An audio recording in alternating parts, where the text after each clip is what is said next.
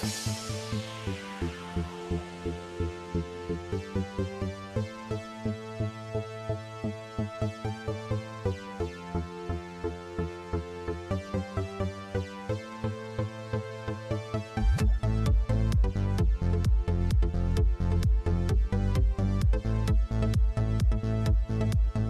great companies, they have great teams, they have great execution, but most importantly, they're going after really large, really valuable markets. You can't build a big company in a small market, so the opportunity and the vision and the sense of wanting to build a big company in a big market is the number one thing. You can't start out small and end up big. There's fact that backs up that Tier 1 VCs have the largest exits long term.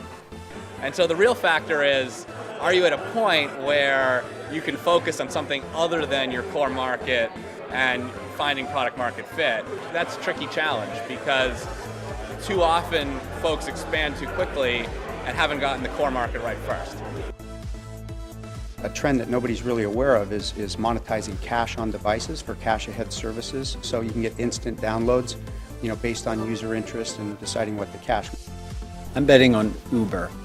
I think that the market for ground transportation globally is huge. They're the best positioned. They're there. They're going to win it. And then they're going to expand that into other types of delivery and transportation verticals, and it's going to be huge.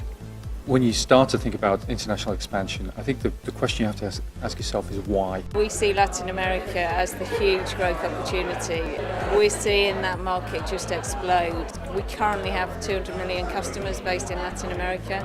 If you look at what's going to happen and the evolution of technology, it's going to go off the scale. It's very important to bring some of the culture over with people and then just naturally let that culture evolve through the interview process. Another factor which may seem obvious but many companies overlook is your product legal? Has it been adapted for the local laws? Can you bill in the right currency?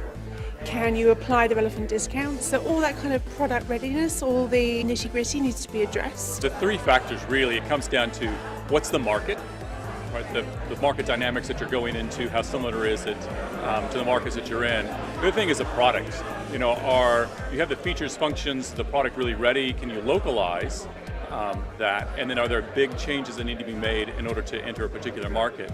And the third thing is really the leadership and the culture of the company. Because there's going to be some fundamental changes when you expand internationally, from going from a single office or a single country to multiple time zones, many different cultures from the different people that you're going to be hiring.